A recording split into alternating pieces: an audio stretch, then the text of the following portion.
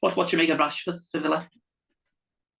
You can't argue that he's done all right. And I mean, to be fair, he's always been a decent player. It's been his attitude, on what it looks like. Um, I've said for quite a while now, if Rashford had been signed by us under Klopp, he would have been, a world beater, an absolute world beater. I think Klopp would have got the absolute best out of him, would have given maybe the arm around the shoulders that he needs.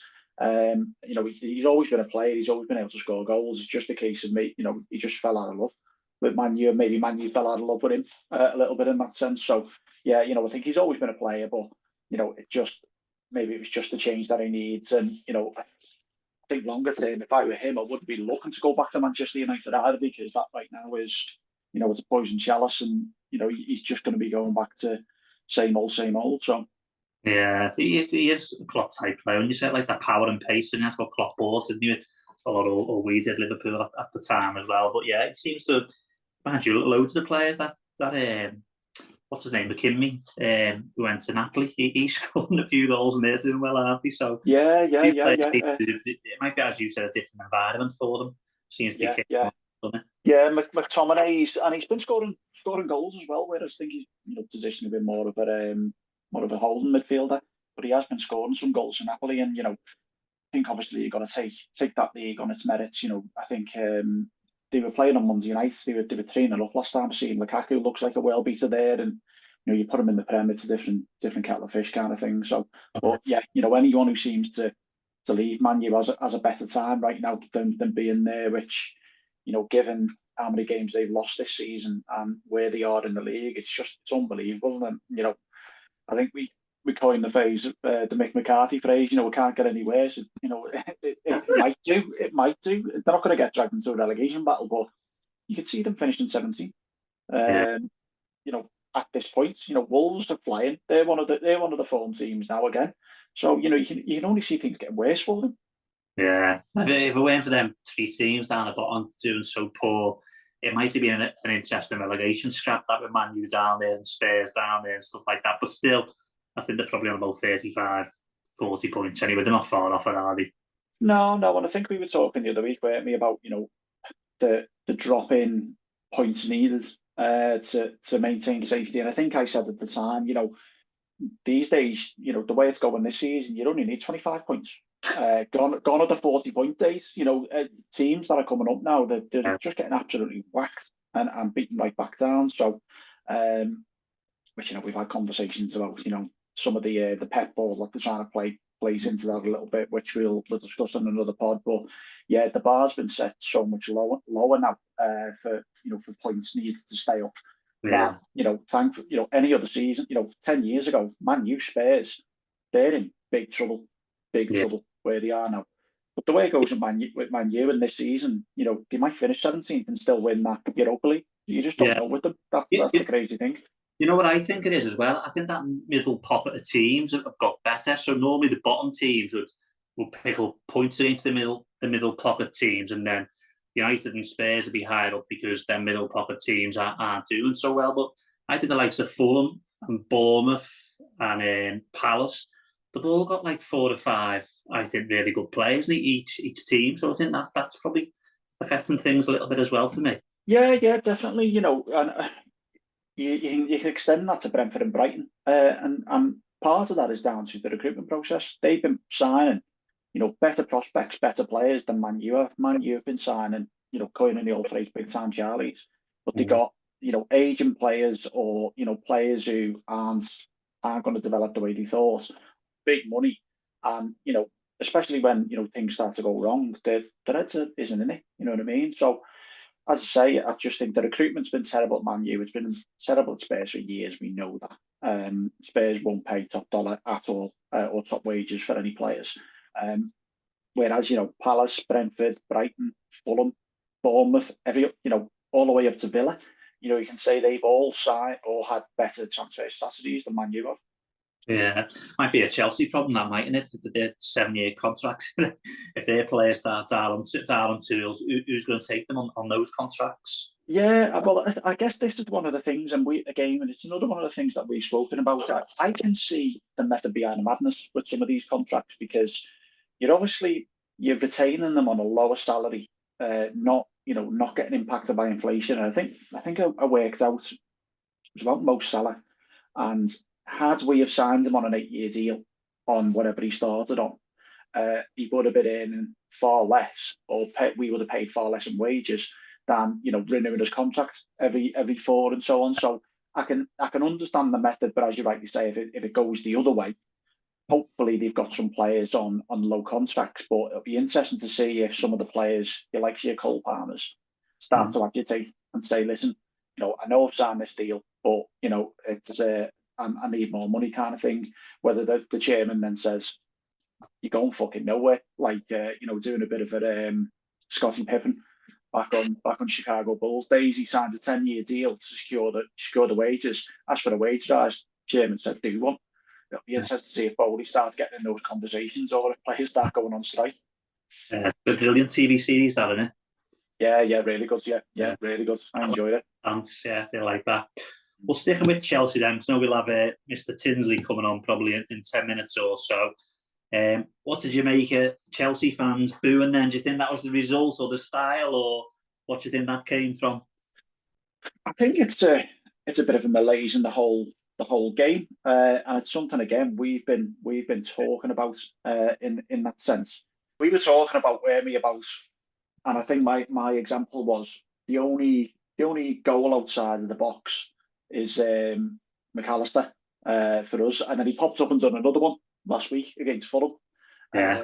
So I'll just get my head up the way. There you go. But yeah, you can see, looking at these stats here, I'm just going to focus on the bottom two first. So you kind of got average percent of the goals from outside the box, how that's declined so much since 2009-10 when we're talking about the dark days of Hodgson.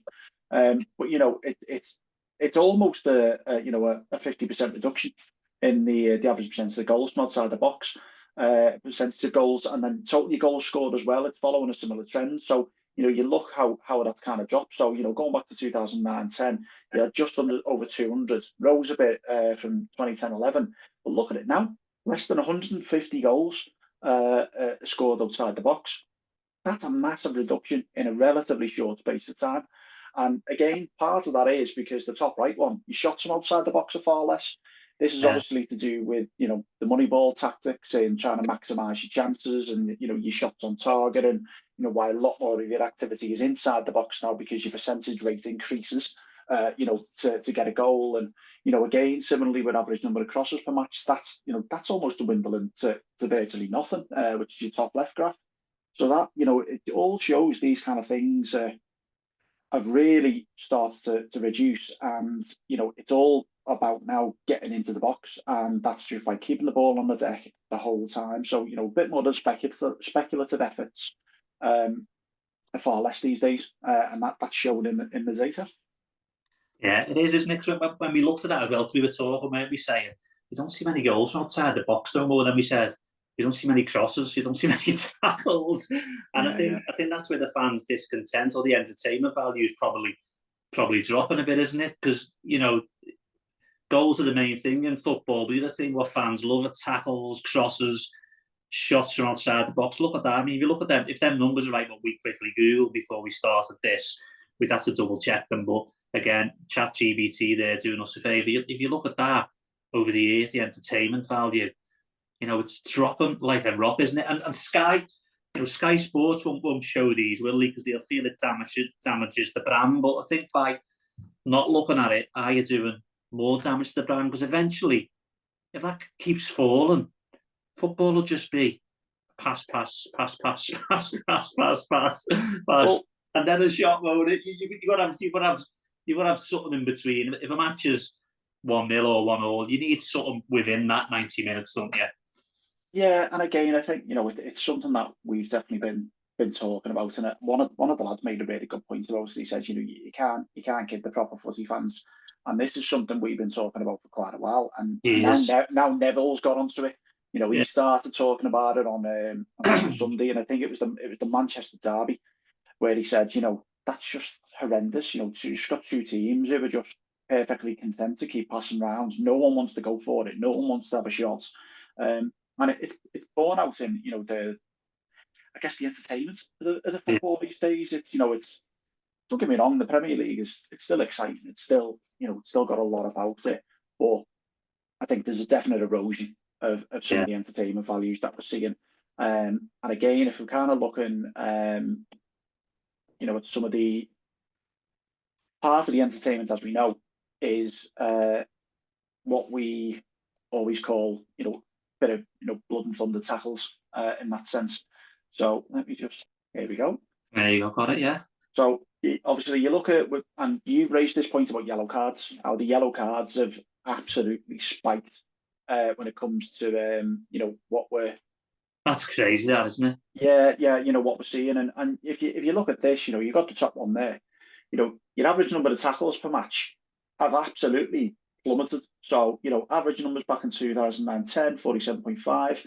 We're now down to, borderline 30 average number of tackles per match.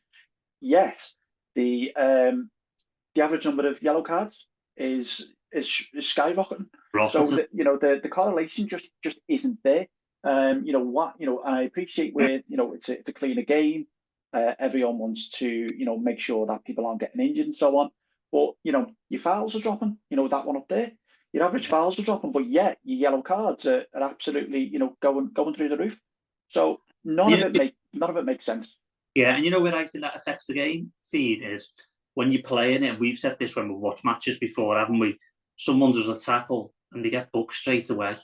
Someone does a tackle again. It's just a foul. It's just a foul. But they get booked straight away.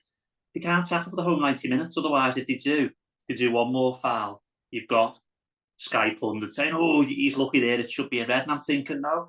I think for a yellow card, it should just be continuous fouls, yeah, but I'm talking three or four fouls, not one in the first half and one or two in the second half.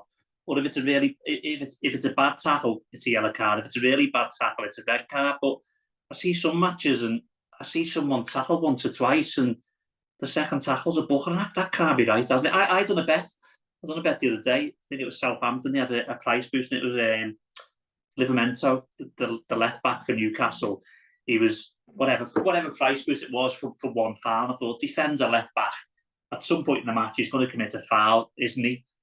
He never even made a tackle. Never mind a foul. He made a tackle the whole match. So I do think they need to look at it because if that keeps going down like that and the yellow cards keep going up, you're going to end up with a sport which is completely non-contact, aren't you? Because players are scared to tackle. And that's going to breed then the lack of entertainment because you're going to just have players standing off from one another. No one's going to want to commit.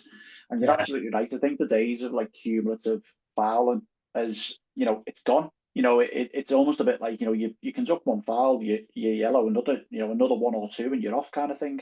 Yeah. And I know I go to the game, and a few of the lads do as well. And I don't want to be paying money to watch players being half-hearted or not being able to perform how they want to perform or how they can perform.